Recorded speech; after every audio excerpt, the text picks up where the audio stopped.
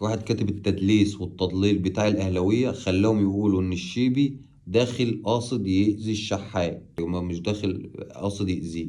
هو كان جايب له بوكيه وردة أصلا وداخل عليه، بس الشحات إيه، هو اللي حط رجله في قدام سن الجزمة. الشيبي أصلا مظلوم. آه، ويبطلوا كورة مع إن الواد داخل دخلت كورة ولمس الكورة.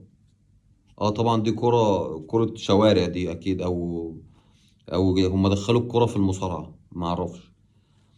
ولمس الكرة الاول وما كانش قصده اي تدخل عنيف على الشحات، يعني جاي من اقصى الشمال لاقصى اليمين عشان خاطر يسلم على الشحات يبوسه من خد يقول له ماشي.